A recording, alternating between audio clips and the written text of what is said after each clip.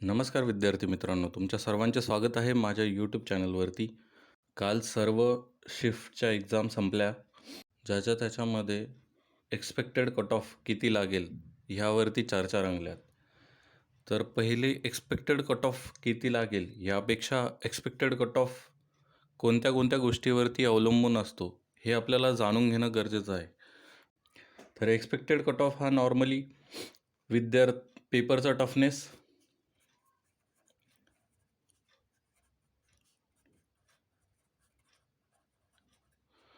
पेपरचा toughness, paper किती hard होता, किती इझी होता, कोणत्या स्वरूपाचा आलेला होता, त्यामधले जे मॅथ्स, जी के, रिझनिंग, इंग्लिश आणि मराठी हे जे विषय होते ते कोणत्या स्वरूपाचे होते आणि कोणत्या सेक्टरच्या पोरांना म्हणजे बँकिंगवाल्यांना, SSC वाल्यांना, पोलीस भरती, तलाठी भरतीवाल्यांना किंवा फक्त सरळ सेवेच्या एक्झामची तयारी करणाऱ्या विद्यार्थ्यांना कोणाला हा पेपर पॅटर्न इझिएस्ट गेला ह्याच्यावरती कट ऑफ डिसाईड होतो. दुसरा फॅक्टर असतो त्यामध्ये विद्यार्थ्यांच्या क्षमता.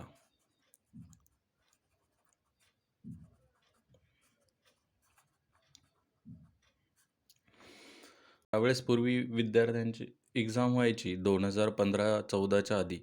त्या पिरियडमध्ये इंटरनेट हे क्वचितच वापरलं जायचं.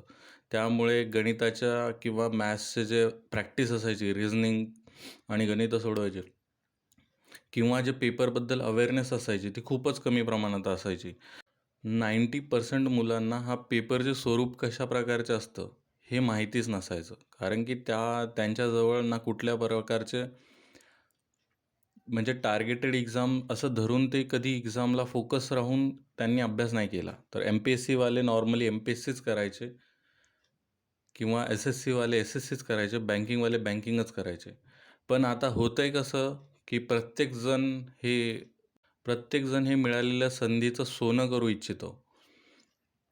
तर म्हणजे जी ॲड पडली त्यामध्ये सिलेबस कोणता कोणता आहे, कुठल्या सेक्शनला जास्त भर आहे, कुठल्या कुठल्या टॉपिकवरती ह्यामध्ये जास्त प्रश्न विचारले जातात, अशा प्रकारचे प्रत्येकजण हे रिसर्च करतं आणि आणि जो तो अभ्यासाच्या मार्गावरती लागतो.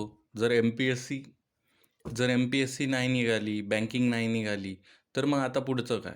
तर म्हणून प्रत्येकजण हे जी एक्झाम येईल त्याबद्दल पूर्ण अभ्यास करून प्रत्येक सेक्शन वाईज व्यवस्थित अभ्यास करूनच एक्झामला येतो. तिसरा फॅक्टर असा आहे की ह्याच्यामध्ये ऑनलाईन किंवा ऑफलाईन क्लासेस यामध्ये खूप जास्त भर देतात. कारण की जे क्लासेस असतात ते नॉर्मली विद्यार्थ्यांना एका पर्टिक्युलर पाथवरती चालायला भाग पाडतात. कदाचित कधी तो पाथ त्यांनी सांगितल्यापेक्षा थोडासा डिफरंट असू शकतो, पण विद्यार्थ्यांची ऑलरेडी तयारी व्यवस्थित झालेली राहते. तर जो क्लासेस असतात त्यामध्ये भरपूर जणांचे असे क्वेश्चन्स असतात की म्हणजे ह्या टॉपिकवरती कसे प्रश्न येणार, काय येणार.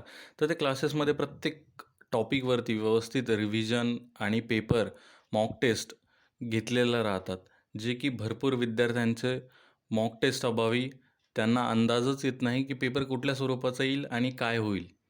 त्यांना फक्त स्वरूप माहिती राहतं, पण त्यांना प्रॅक्टिस नसल्यामुळे त्यांना किती वेळ लागेल पेपर सोडवायला आणि काय होईल हे माहिती नसतं. त्यामुळे क्लासेसवाले हे सुद्धा खूपच जास्त इनपुट देतात कट ऑफ वाढवण्यासाठी. तर पहिले आपण पाहूया पेपरचा टफनेस कसा होता. तर पेपर हा इझी होता असं मी कधीच म्हणणार नाही, कारण की पेपर हा प्रत्येक सेक्शनला वेगवेगळ्या प्रकारचा आला होता. जसं की MPSCच्या पोरांसाठी जर त्यांनी मेन्सची तयारी केली आहे त्यांना मराठी व्यवस्थित गेलं होतं. इंग्लिशचं ज्यांचं वीक आहे त्यांना कोणालाच चांगलं नाही गेलं. इंग्लिश हे फक्त बँकिंगवाल्यांना जास्त चांगलं गेलं. इंग्लिश आणि रिझनिंग हे फक्त बँकिंगवाल्यांना चांगलं गेलं आहे. बँकिंग SSCच्या तयारी करणाऱ्यांना.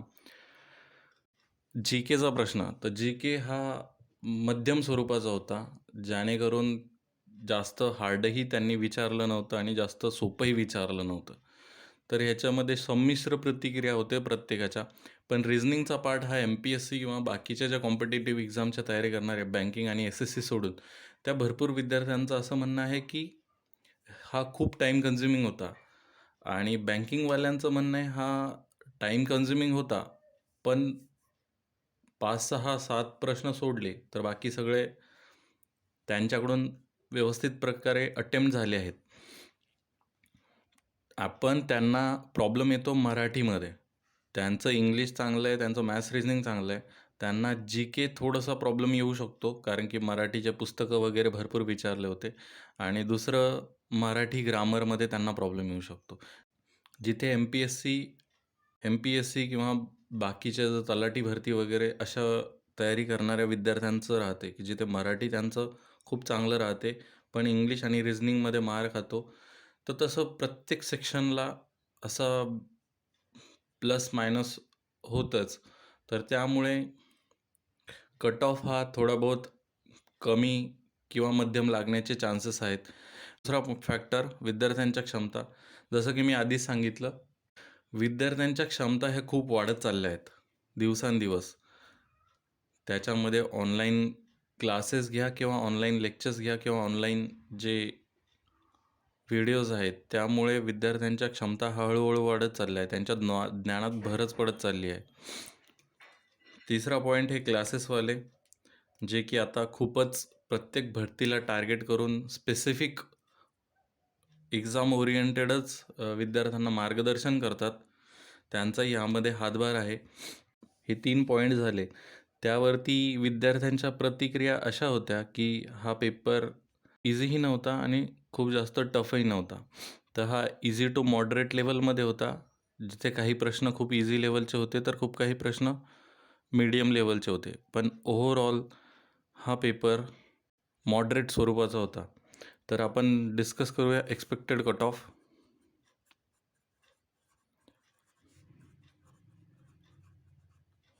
एक्सपेक्टेड कट ऑफ किती लागेल?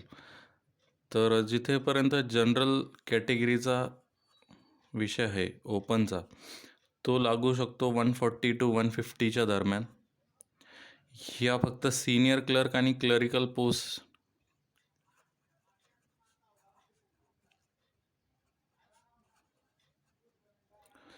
140 to 150च्या दरम्यान. हे फक्त सिनियर क्लर्क आणि क्लरिकल पोस्टसाठीच मी सांगत आहे. त्यामध्ये एक असिस्टंट आणि टंकलेखक हे सुद्धा पद ॲड होऊ शकते. जनरलचा कट ऑफ लागेल 140 to 150. OBCचा कट ऑफ लागेल 130 to 140. SCचा कट ऑफ लागेल 120 to 130. STचा कट ऑफ लागेल 100 ते 110. हे झालं बॉयसाठी, मेल कॅन्डिडेटसाठी. तसंच फिमेल कॅन्डिडेटसाठी जनरलचा कट ऑफ लागेल 125 ते 140. OBC 115 ते 130. SC 100 ते 110. ST 80 ते 110. असा ओव्हरऑल कट ऑफ लागण्याची शक्यता आहे. त्यामध्ये बदलही होऊ शकतो. म्हाडाची जी एक्झाम झाली ती TCSद्वारे आयोजित गेली होती. त्यामध्ये नॉर्मलायझेशन फॅक्टर हा राहणारच आहे. त्यामुळे कदाचित हा कट ऑफ हाय पण जाऊ शकतो किंवा लो पण जाऊ शकतो. यामध्ये कुठल्याही प्रकारचे बदल होऊ शकतात. आज प्रत्येकालाच ॲन्सर की त्यांच्या ईमेल ID वरती अवेलेबल होऊन जाणार आहे. तर प्रत्येकाने ती ॲन्सर की बघा. म्हाडाने प्रोव्हाइड केलेल्या ॲन्सर कीसोबत ती टॅली करा. तुमचा स्कोअर किती येतो कमेंट बॉक्समध्ये नक्की कळवा, जेणेकरून कट ऑफचा व्हिडिओ अजून अपलोड करू शकेल आणि तुमच्या माहितीसाठी घेऊन येईल. धन्यवाद.